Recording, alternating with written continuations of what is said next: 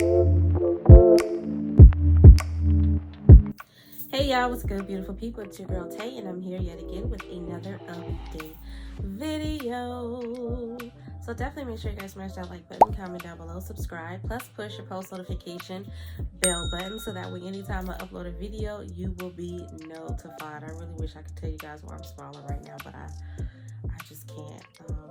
All I'm gonna say is I'm in a good mood. But we're gonna definitely talk about some news today, and I got a little bit of tea because it's Black History Month.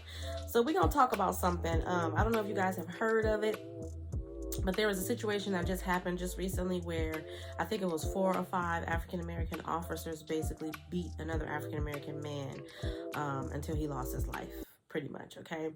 And of course, all of the police officers, and not even just police officers, we are going to say that anyone that is not an African American is, of course, jumping all over this story, talking about why and how can we complain and say this and that and the third when we're doing it to our own people and this and that and da da da da da da da. Let me just get this on. Let me just put this out here in a general scope of things. There is nothing that can be said. There is nothing that can be done by us, to us, that will ever compare to what has happened to our ancestors in the past. There's nothing. I don't know why people keep trying to compare different scenarios and different circumstances to that situation.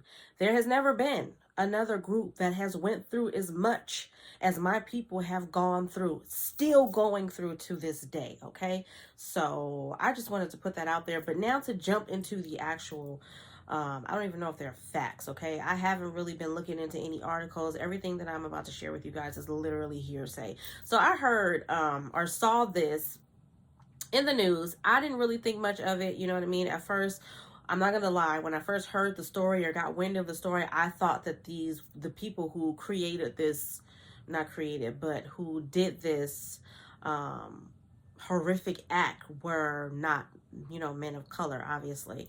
And then to find out that they were just made it all the more painful.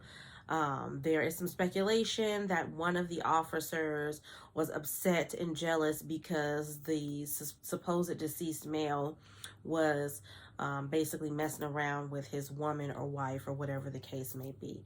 I don't know if that's true. I don't know if it's hearsay, but I did find an article. So it says Memphis officer, um, Memphis officer takes photo of, I think his name is Tyree Nichols after the beating.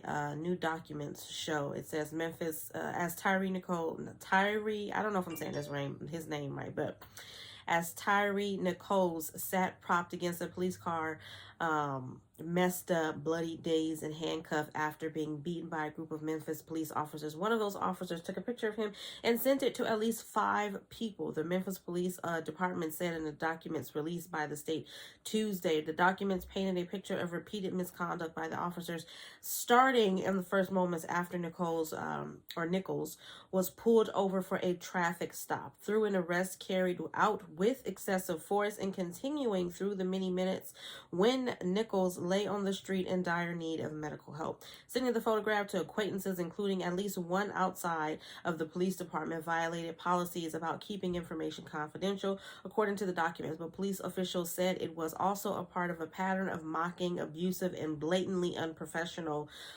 behavior by the officers that also included shouting profanities at Nichols, laughing after the beating, and bragging about their involvement. The revelations came in internal affairs documents that the Memphis Police Department sent to a state agency, in which the department asked for the 5 officers who have been charged with second degree, y'all know what it is, in Nichols' death to be decertified, meaning they could no longer work as police officers anywhere in the state. And yeah, I wish that same thing would happen to other police officers when they do the same thing, and y'all know what I'm talking about, because it's very, very quickly to be decertified when you, and let me say this too.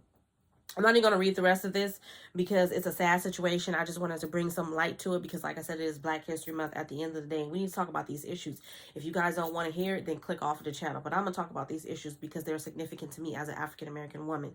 So, with that being said, I am not condoning. I do not agree. I am not standing on their side or anything. I do not believe that what they did was correct in any way, shape, or form. Let me just get that out of the way before somebody says, but no, I don't agree with it. I think that everything that comes to them is what they deserve, because how can you take somebody's life? I don't care what he did. You know what I'm saying? There are certain situations where we all say we would do this and that and the third, when we're really, really upset. But a traffic stop, and because your girlfriend supposedly was cheating,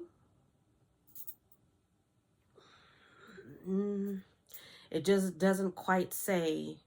It's just not going to validate the actions, okay? However, to know that they have been decertified as police officers, and to know that in previous stories and in previous situations, again, you guys know what I'm talking about. I don't have to spell it out for you, where other officers of a different ethnic background have done the same thing, if not worse, were not decertified. Not always. So I wish that the same treatment is cast upon other police officers that do the same thing, like I said, sometimes even worse, okay?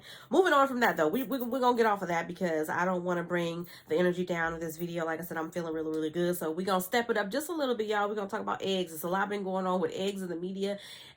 First, I saw an article that said the price of eggs was rising. Now I saw an article that said the price of eggs is plummeting, and then just recently, today, I got an article saying that eggs recalled over salmonella risk. It says, as eggs reach record high prices in the U.S., the strain on some households elsewhere worsened amid a recall.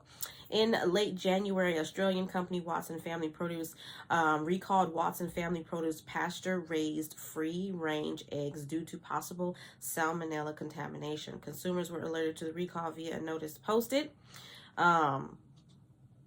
It says the region's government agency that's comparable to the U.S. FDA or the USDA. Now, I don't think that these eggs have actually made it over here to the United States of America, just based off of what I'm reading here. But I still want you guys to be aware of the possible dangers that could be out there with our food, because sometimes things do, sneak through customs or whatever process that they have to go through. Some things do get through, and we're not always alerted to these things until the last minute, until after someone has already consumed or whatever. So I just want you guys to be aware that that is something that is going on right now. And then, moving on from that, we've got the Senate passing income tax bill that heads over to the governor. Today, the Senate passed legislation to further reduce the income tax from 4.5% to 4%. And the bill will now head back to the House for a concurrence before heading to the governor's desk. House Bill 1, codifies that the cut in House Bill 8, a bill passed during the 2022 legislative session that seeks to eliminate the income tax over 10 years by 0.5% increments. All four Northern Kentucky senators, Senator John Schickel, I don't know if I said that right, but Jex Williams, Shelley Foon Frommeyer, and Senator Chris McDaniel voted in favor of the bill. The final tally in the Senate was 30-5. This first cut occurred on January the 1st of this year, when the income tax decreased from 5% to 4.5%. The second cut from 4.5% to 4% will take place on January 1st of next year, okay? If the governor signs the bill into law or the legislator overrides his potential veto. If he vetoes the bill, though, the legislator has more than enough votes to override the governor's veto. The House supermajority is 80 Republicans to 20 Democrats, and the Senate is 31-7. Before the bill reached the floor of the Senate, it swiftly passed the Chamber's Appropriations and Revenue Committee in the morning, okay? Representative Brandon Reed presented the bill to the committee, where he outlined the cut to the income tax on January the 1st of 2024. Pam Thomas, a senior fellow at the Kentucky Center for Economic Policy, outlined the organization's argument against the bill when she asked the committee to reconsider the bill, okay? The Center for Economic Policy said the income tax bill would blow a hole in the state's budget. They argue the state will lose roughly around $1.2 billion in revenue, with some revenue expected to be replaced by the bill's widening of the sales tax base.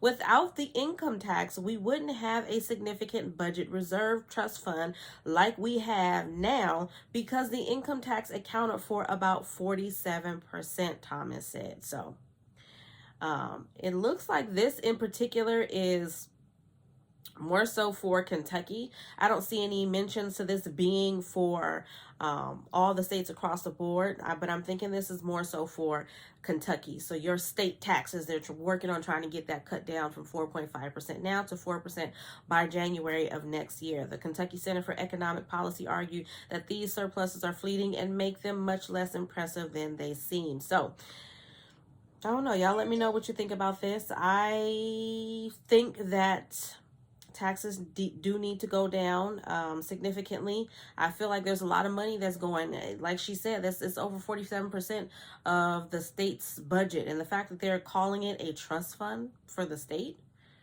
has a trust fund, that just doesn't sound right. I mean, where is this money going?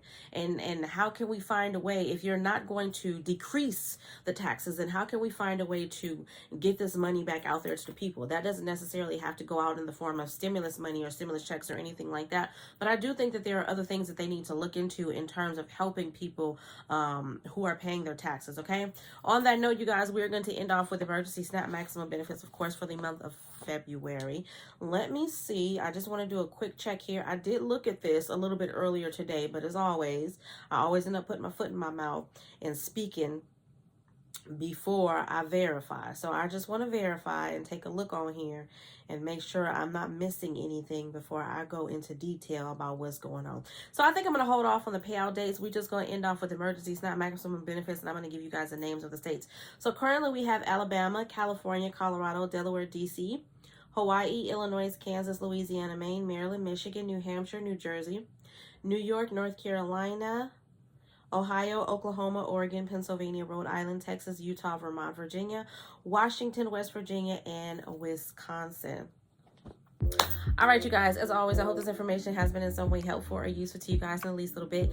Do me a favor if you haven't already. Don't forget to smash that like button because it really does help to let YouTube know that you like what I'm doing and you want me to stick around. Let's really run those numbers up, you guys. I want to see those numbers jumping, all right? Let's drop some purple or pink hearts down below. Let me know you made it all the way to the end of the video. We are fastly approaching Valentine's Day. Y'all let me know you got any plans. You ain't got to have a boo because I don't have a boo to have plans. But let me know what you guys are thinking about doing. I think I told you guys in the previous video, but I want to do something with my baby, something that I've never done before. I always look forward to this holiday, and not necessarily a holiday, but I always look forward to this day specifically for doing things with my babe or my boo if I have one. And this year I don't have one, and I'm okay with that. I have been pouring into myself so much lately that I am honestly okay with that. But what I do want to do is to show my children love, okay? Because love is love, whether it's coming from a spouse, whether it's coming from your mom, whether it's coming from your best friend, your cousin, it doesn't matter. Love is love. So what I do want to do is set up a little in-house family party or whatever, family night for Valentine's Day, get all festive with pink, and yeah, we're gonna do the most. But anyways, you guys, remember to live, love, and elevate, and I will definitely see you guys in the next video. Peace, y'all. Bye.